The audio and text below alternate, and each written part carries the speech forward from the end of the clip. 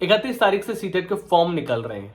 आप लोग सोच रहे होंगे कि सर कौन सी ऐसी चीज है, वो क्या है जिसकी मदद से हम ये जो एग्जामिनेशन है अपना सीटेट का वो पास कर सकते हैं। साथियों, ये वो 5 बातें मैं आज की इस वीडियो में आप लोग को बताने जा रहा हूं। वो 5 बातें जिनका अगर आप खासा ध्यान रखते हैं तो सीटेट क्या, सीटेट का बाप भी अगर एग्जामिनेशन होगा ना वो भी पास होगा। मेरे कहने का मतलब है कि अगर सीटेट बहुत टफ भी होने लगा ना तो भी आप सीटेट क्वालिफाई कर पाओगे। साथियों नमस्कार, मेरा नाम लोकेश भारद्वाज, आप सभी का स्वागत करता हूं super coaching text book teaching के इस बहुत ही बेहतरीन से यूट्यूब चैनल पर। अगर आप लोग इस चैनल पर नए हैं साथियों तो इस चैनल को प्लीज सब्सक्राइब कर लीजिए। और अगर आपको लगता है कि मेरी वीडियोज आपकी लाइफ में वैल्यू ऐड करती हैं तो याद रखिए साथियों, लोकेश सर आपके साथ है, साथियों ये चैनल आपके साथ है। चलिए शुरू करते हैं आज के इस बेहतरीन से कॉन्सेप्ट को। पहली चीज है साथियों, जो सबसे जरूरी चीज है, जो हम सीटेट की तैयारी कर रहे होते हैं, काफी सारे छात्र आते हैं मेरे से कहते हैं कि सर प्रीवियस ईयर के पेपर पढ़े ना पढ़े। मैं कहता हूं जब आप प्रीवियस ईयर के पेपर देख लेते हैं ना सीटेट के एग्जामिनेशन के लिए, आपका अराउंड 50%, कम से कम 50% एग्जामिनेशन वहीं पर पास हो गया है। बिकॉज करीब 50% एग्जामिनेशन टोटली साथियों डिपेंड करता है हमारा प्रीवियस ईयर पेपर पर। साथियों दूसरी चीज, प्रीवियस ईयर पेपर को भी कैसे पढ़ें ये बहुत जरूरी होता है। दोस्तों आपके सामने मान के चलिए मैंने एक प्रीवियस ईयर का पेपर दिया तो आपने बस उसके क्वेश्चंस लगा दिए, क्वेश्चंस में कुछ ठीक मिले कुछ गलत मिले। अगर आप सिर्फ इस तरीके से प्रीवियस ईयर पेपर को लगा रहे हैं तो वो गलत है। आपको सिंपली एक कॉपी पेन लेकर बैठना है। प्रीवियस ईयर के पेपर को प्रिंटेड फॉर्म में रखें तो मच बेटर है। प्रिंटेड फॉर्म में जब प्रीवियस ईयर पेपर को आप अप्लाई कर रहे हो तो वो उन सभी क्वेश्चंस को मार्क करिए जो आपसे गलत हो रहे हैं। उन जो तमाम क्वेश्चन जो आपसे गलत हुए उनको मार्क करने के बाद उनके कॉन्सेप्ट्स फाइंड आउट करने की कोशिश करें कि एक आखिरकार कौन से कॉन्सेप्ट से क्वेश्चन था। जैसे मान के चलिए सीडीपी के पावलोव से आपसे कोई क्वेश्चन गलत हो गया तो पावलोव को मार्क कर लीजिए क्योंकि वो आपको पढ़ना है अब, है ना। मान के चलिए आपसे थॉर्नडाइक से क्वेश्चन गलत हुआ तो थॉर्नडाइक को आपको पढ़ना है। आपको जीन पियाजे से क्वेश्चन गलत हुआ तो जीन पियाजे को पढ़ना है। आपको टीचिंग मेथोडोलॉजी में कोई क्वेश्चन गलत हुआ तो टीचिंग मेथोडोलॉजी को फोकस करना है। अगर आपसे कोई ईवीएस में क्वेश्चन गलत हुआ तो आपको ईवीएस को स्पेसिफिक टॉपिक को पढ़ना है। साथियों ये बहुत जरूरी होता है। तो वो तमाम एरियाज जो हैं यहां से आपको पता चलेंगे कि मेरे कौन से एरिया कमजोर हैं और कौन से एरिया स्ट्रांग है। ये सिर्फ आइडेंटिफिकेशन वाला पार्ट है। ये सिर्फ आपको ये बताता है, आइडेंटिफाई करने में मदद करता है कि अगर आप पिछले साल के पेपर में बैठे होते तो आपके कितने मार्क्स आएंगे।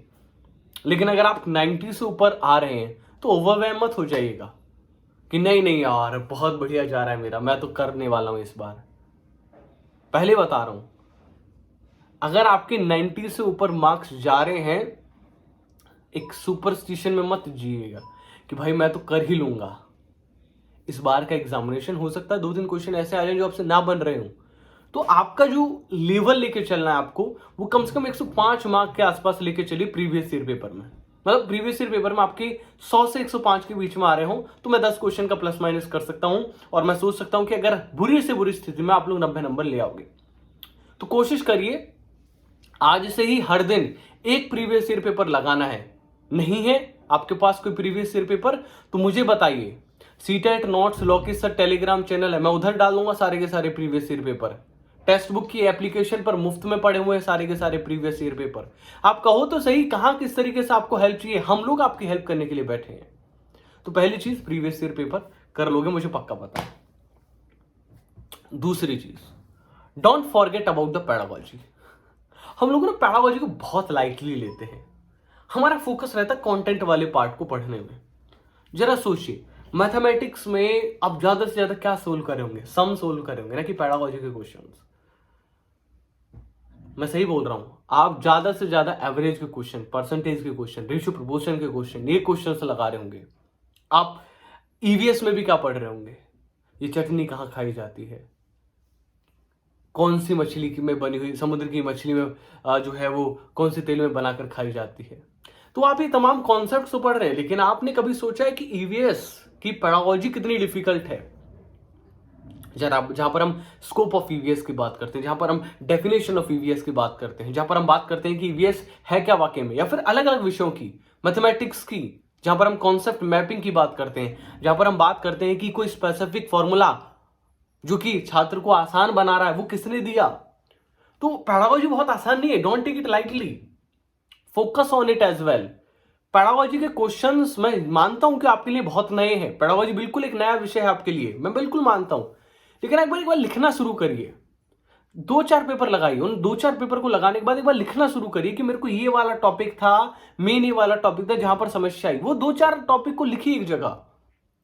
पता है बहुत जबरदस्त चीज आपको पता चलेगी, वो ये कि 2-4 टॉपिक के बाद आपको पता चलेगा कि ये टॉपिक रिपीट कर रहा है पेडागोजी में भी।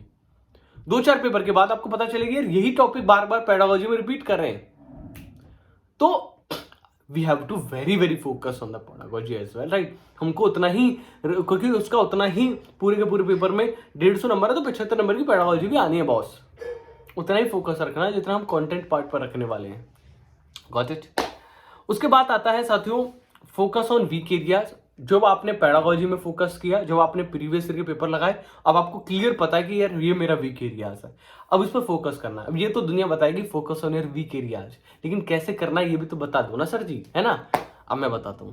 देखिए साथियों, सबसे बेहतरीन तरीका होता है आप अपने सेल्फ स्टडी करें उन सब टॉपिक्स की, क्योंकि आपको कहीं ना कहीं वो सब चीजें ना मैंने भी कभी पढ़ाई होंगी, वो आपको किसी और टीचर ने पढ़ाई होंगी, दुनिया ने पढ़ाई होंगी वो सारी चीजें, लेकिन अगर आपको अभी भी समझ में नहीं आई ना, वो इसका कहीं ना कहीं मतलब है कि आपने उन टॉपिक्स को कभी सेल्फ स्टडी में लाए ही नहीं आप लोग।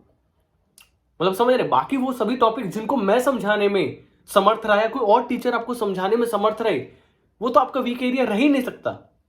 लेकिन जहां पर हम लोग भी असमर्थ रहे आपको वो टॉपिक समझाने में, इसका मतलब वो आपने अभी उसकी सेल्फ स्टडी नहीं की। मतलब हमने बताया, हमने इनपुट दिया, लेकिन उसका आउटपुट नहीं आ रहा आपकी ओर से, कारण क्या, आप उसके उस टॉपिक पर सेल्फ स्टडी नहीं कर रहे हो। तो अगर आपको जीन प्याजी नहीं आ रहा है ना बॉस, तो कॉपी पेन निकालो, जीन प्याजी के नोट्स बनाओ। जो भी वीक एरियाज हैं वो उनकी सेल्फ स्टडी ही करनी पड़ेगी। उसका ना तो कोई कोर्स है, ना कोई सिलेबस है, ना कुछ नहीं है, कोई टीचर भी नहीं है उसके लिए। जो वीक एरियाज है, स्पेसिफिकली वीक एरियाज, मार्क्स हमेशा याद रखिएगा। जो मार्क्स गेन होते हैं, सबसे ज्यादा मार्क्स गेन जो होते हैं वो आपके वीक एरियाज को ठीक करने के बाद होते हैं, क्योंकि जो सही एरिया है वहां तो अपने आप मार्क्स आ ही रहे होते हैं। आपके जो मार्क्स गेन होते हैं, जो जिनमें आप लोग बूम करते हैं, राइट, लाइक जिनमें आपको लगता है कि ये वाला मैं एग्जाम पास करके रहूंगा, वो मार्क्स आपके वीक एरियाज को ठीक करके निकलते हैं। Make short notes, very necessary. I have seen a lot of people जो मेरे पास आते हैं कि सर ये बताइए कि मैं ना बहुत परेशान हूं, मैं नोट्स का कौन से सर के नोट्स लूं, है ना सर, आप प्लीज अपने नोट्स दे दीजिए ना सर, मेरे को फलाने सर के नोट्स बहुत अच्छे लगते हैं सर, उन नोट्स से पढ़ लो भैया। देखो, सबसे बेहतरीन चीज मैं आपको बता दूं, आप कुछ भी लिखते हो, एक बार एक छोटी सी ना 5 लाइन लिखिए अपने मन से 5 लाइन लिखिए, कॉपी पेन लीजिए और 5 लाइन वो अपने मन से लिखिए, कुछ भी लिखिए, किसी के बारे में लिखिए, 5 लाइन लिखिए। आपको 2-3 दिन 4 दिन तक याद रहेगी कि आपने कुछ 5 लाइनों में ये चीजें लिखी थी, उन चीजों के बारे में आपको याद रहेगी, क्योंकि वो आपकी इस ब्रेन से बाहर आई है। कहां से आई? इस ब्रेन से बाहर आई है। जब आप खुद से नोट्स बनाते हैं ना, टीचर आपको पढ़ा रहा है, मैं आपको पढ़ा रहा हूं, दुनिया पढ़ा रही है, पूरा यूट्यूब पढ़ा रहा है, पूरी कम्युनिटी पढ़ा रही है टीचर्स की, and I respect them, I respect everyone, because they are doing help for you guys. लेकिन इसमें आपको खुद की भी थोड़ी हेल्प करनी होगी ना बॉस। टीचर आपको पढ़ा रहा है तो ऐसे नहीं बस मुंह उठा के आगे नहा धो के बिना, क्या पढ़ा रहे हैं गुरु जी, मधुबनी बी नहीं यार, लिखो बकायदा, बिहार की famous painting Madhubani, Warli famous painting Maharashtra, पट चित्रकला वेस्ट में, लिखो उड़ीसा, ठीक है, लिखो इन सब चीजों को। अगर लिखोगे नहीं, शॉर्ट नोट्स नहीं बनाओगे, आधा अधूरा रह जाएगा मामला, फेल होने की कगार पे आ जाओगे बॉस। मतलब you are not going to boom, right. और मेरे को चाहिए क्या साथियों कि आप लोग वहां पर पेपर में जाकर मचा दें, हल्ला मचा दें, जाति पता हो ये मेरे स्टूडेंट्स हैं, ये लॉकी सर के स्टूडेंट्स हैं, ये वो स्टूडेंट्स हैं जो लॉकी सर ने गाइडेड मिसाइल की तरह भेजे हैं, जो जाति पेपर पे ऐसे टूटेंगे कि कंप्यूटर स्क्रीन में टक टक टक टक, पहले कभी दूसरे कसी, आंसर ही आंसर आ रहे हैं, सही आंसर आ रहे हैं। क्वेश्चन पढ़ो तो ऑप्शन देखने की जरूरत ना हो, बस ऑप्शन मिलाने की जरूरत हो कि बी पे सही टिक के आए ना। मेरी बात समझ रहे हैं? वो गाइडेड मिसाइल आप तभी बन सकते हो बॉस जब आपके अंदर आपने खुद के अपने नोट से तैयारी की होगी, या फिर आप मेरी जो मैं over a period of time इस चैनल की मदद से अब आपकी जो हेल्प करने वाला हूं, उन सब चीज़ों को जब आप फॉलो करोगे तभी आप लोगों की ये सब चीज़ हो पाएंगे। And the fifth and the last, make clear map with overlapping areas of learning. मतलब क्या है? मतलब इसका सीधा सीधा दोस्तों, हम जब कोई भी पढ़ाई करते हैं ना बॉस, उस पढ़ाई के अंदर ना बहुत सारे ऐसे एरियाज होते हैं जो एक कॉन्सेप्ट दूसरे कॉन्सेप्ट पर ओवरलैप कर रहा होता है। मैं आपको बता दूं, सीसी है, एनसीएफ है, ये दोनों टॉपिक अगर आप देखोगे तो आपको इंग्लिश की पेडागोजी में मिलेंगे। मिलते नहीं मिलते? कहोगे सर हाँ बिल्कुल मिलते हैं। या आपको मैथ्स की पेडागोजी में मिलेंगे? कहोगे सर बिल्कुल मिलते हैं। या आपको साइंस की पेडागोजी में मिलेंगे? आप कहोगे सर बिल्कुल मिलते हैं। एसएसटी की पेडागोजी में मिलेंगे? बिल्कुल मिलते हैं। मतलब आप जितने भी सब्जेक्ट देखो, सब सब्जेक्ट के अंदर 3-4 चीजें तो कॉमन है boss. Teaching methodology, project method एक ही तरीके से होता है दोस्त। मेरी बात समझ रहे हैं? इंडक्टिव मेथड एक ही है, डिडक्टिव मेथड एक ही है, टीएलएम टीचिंग लर्निंग मटेरियल एक ही है, visual aids, audio aids, audio visual aids, technological aids, hardware aids, software aids एक ही है। ये हर एक विषय के लिए काम में आएंगे। तो ओवरलैप कर रहा है ना ये सिलेबस, बहुत सारा सिलेबस एक दूसरे के ऊपर। ऐसे नहीं बार बार पढ़ोगे, नहीं, एक बार पढ़ो, इतना अच्छा नोट्स बनाओ एक ही बार में, एक इतने अच्छे तरीके से तैयारी करो कि बार बार आपको बार बार फोकस ना करना पड़े। तो ये थी आज की 5 ट्रिक्स। अगर आप ये 5 ट्रिक अपनाते हैं ना तो सीटेट क्या, सीटेट का बाप भी पास होगा। Signing off. अगर आप लोगों को लगता है मेरे वीडियोस, ये तमाम सेशंस आपकी जरा सी भी हेल्प करते हैं, please subscribe to this beautiful channel. इस बहुत ही ब्यूटीफुल चैनल को सब्सक्राइब जरूर करिएगा, बिकॉज दिस इज व्हाट जो आपको स्ट्रांग बनाता है, दिस इज व्हाट जो मेरे को हेल्प करता है कि मेरे स्टूडेंट्स मुझे देख रहे हैं। Thank you so much. जय हिंद।